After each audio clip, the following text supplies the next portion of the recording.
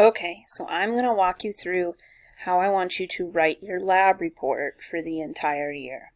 Okay?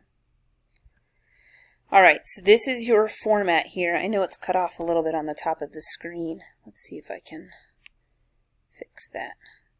Here we go. So this is your basic lab format. Your first page here will include the title of the lab, which is on the lab document, the date that you complete the lab, the full names of everybody who's in your lab group, put the author first, right? Your class period, and then your instructor. Then you're going to write abstract, and you're going to leave the whole rest of this front page blank. And we'll come back and talk about what you need to put there later. You will then go to your second page, and this is where you're going to write your procedure, your results, draw your graphs, do all your post-lab questions, etc. So, again, the first page is just for title and abstract, and then every subsequent page is the rest of the lab. Here are the basic steps, and we're going to go over these some a little bit more in detail. The very first thing I want you to do is to review your procedures. Not just the part that says procedures, but all the background information. What does your apparatus look like? Read through your data tables, look at your post-lab questions, and figure out what calculations you're trying to make, and sort of try and determine what the objective is of this lab before you do anything, before you write anything. The second thing you're going to do is, after writing your title page, you need to summarize your lab procedures. You do not copy your lab procedures verbatim. I want you to put them in your own words. Okay? So if you want to do it in paragraph form, do it in paragraph form. If you want to do it in bullet points, do it in bullet points. I don't care. However, they need to be your own words. And they need to be good enough that you can use only your lab notebook to complete the lab. So you'll go through your procedures. You should also copy down any data tables that you're going to need, any place that you're going to put calculations, and any drawings of the apparatus if necessary. If you don't need to draw the apparatus, don't worry about it. But again, remember that first page should be left as a title page and have a huge blank space for an abstract, and your abstract is the very last thing you're going to write. Once you have all your lab procedures done and all your data tables done, then and only then are you ready to start the lab. So, you will complete your lab, make sure you record all of your measurements. If there are any abnormalities that you notice, make sure to write that down in your lab. Were your chemicals too old and had they started to deteriorate? Did you use 3 milliliters of acid instead of 2 milliliters of acid? Just anything that might change your lab in any way. Make sure that you're recording the units that you measure your data in, and then any adjustments to the lab that you had to make. For instance, when you come in, I may say, hey, we don't have a 25 milliliter beaker, use a 50 milliliter beaker. Or hey, don't use 1 molar, we're going to use 2 molar. So you just need to make those modifications. And you need to make note of those modifications in your lab notebook. The fourth thing you're going to do is complete all your calculations and post-lab questions. When you look at this first lab coming up, you'll notice that after all the data tables, it asks you to work through a series of questions where you're analyzing your data and trying to solve essentially the objective. From there, you'll write your conclusion paragraph or paragraphs, and then the very last thing you'll do is write an abstract. So those are the 6 steps in completing a lab. And we're going to touch on a couple things real quick. First is when you're putting diagrams into your lab. This is obviously a biology diagram, so you probably won't have anything that looks like this. But if you're putting your apparatus into your lab notebook, it needs to have a title. Things need to be labeled, and if you need to magnify it or have any sort of scale, you need to write that as well. Now that's going to be more appropriate in biology when you're doing things under a microscope, but if you are drawing an apparatus, everything does need to be labeled. When you are collecting your results in your data table, usually your data table will be given to you as an example, but not always. So pay attention. Make sure that you know what data you need to collect. But in your data table, it should look like this. I should have a title for my table. Each column should be labeled, including dimensions. And by dimensions, I mean units. I need to keep my units. So here, grams of potassium nitrate per 1 milliliter of water. Right? My temperature is in degrees Celsius. So I can't just say crystallization temperature. I have to include that degrees Celsius because I don't know if that 25 is in Celsius or Fahrenheit or in Kelvin, right? I have to be very specific about that. When you are graphing, your graphs need to be titled. Both axes should be labeled, both with a quantity. See how I've marked my quantities here? But also with my dimensions and the units that I'm measuring in. Right? So speed is in meters per second, not miles per hour. I need to be very specific about that. And then make sure that you scale your graphs correctly. Notice here that this curve takes up the entire graph because I've chosen numbers for my axes that are appropriate to show that my data takes up that entire space.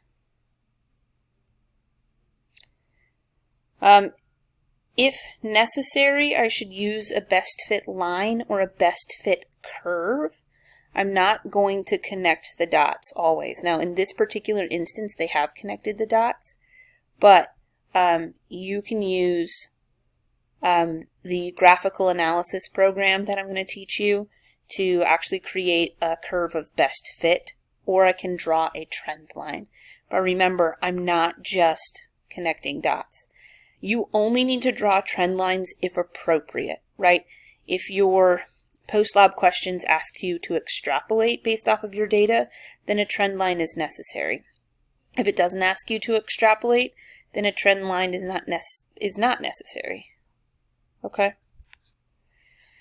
Your post-lab questions, once you've collected all of your data and you've graphed it in whichever way you need to, you will have a series of post-lab questions. And these questions are designed to get you to analyze the data that you've collected. So now that you have all this information, what are you going to do with it?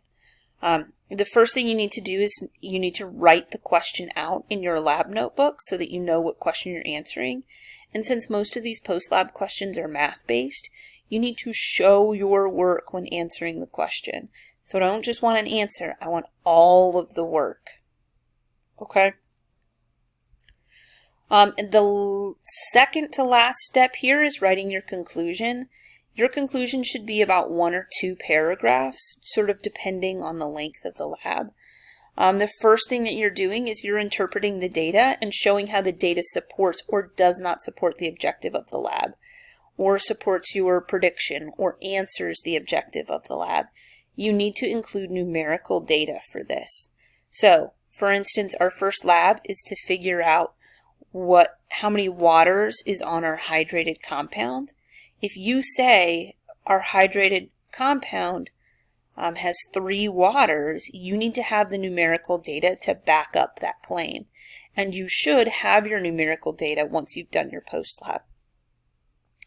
You need to explain any unexpected results that you saw. Maybe you didn't understand that the lab was going to turn out that way, or most likely, maybe you made an error somewhere along the way.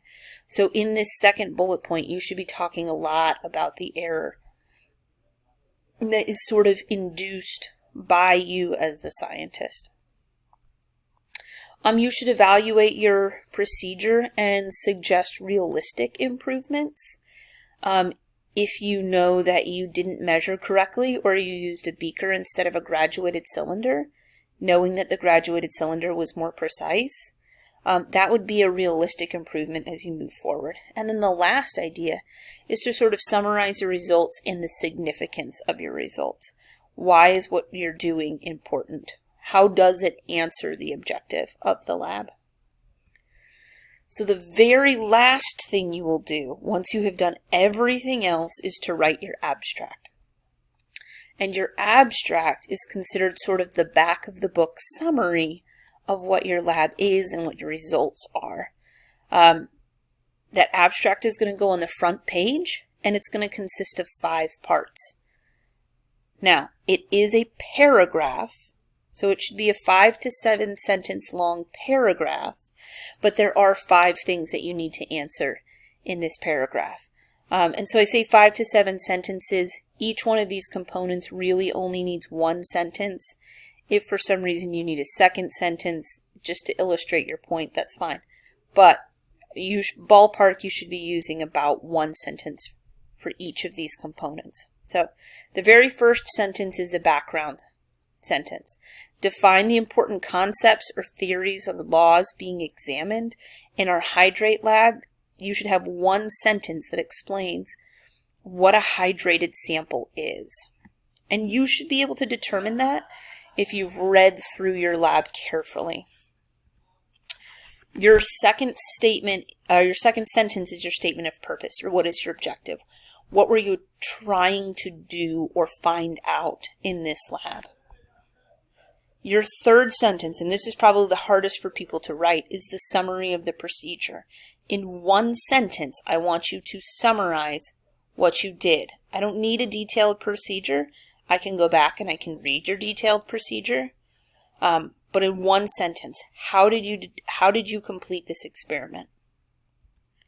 Your fourth sentence is a summary of your results. So summarize your observations, your results. Again, I should see a numerical piece here. So if you say that it's a 3 hydrate, then you need to write that it's a 3 hydrate, if that's what you've determined. And then the last sentence is, again, the significance of your findings. How did this lab play into the concepts or theories that we're studying, and how did your results help to solidify that for you? Or what are your experimental errors or limitations that you find? So again, each of these should be about 1 sentence. If you need a second sentence to answer everything, that's fine.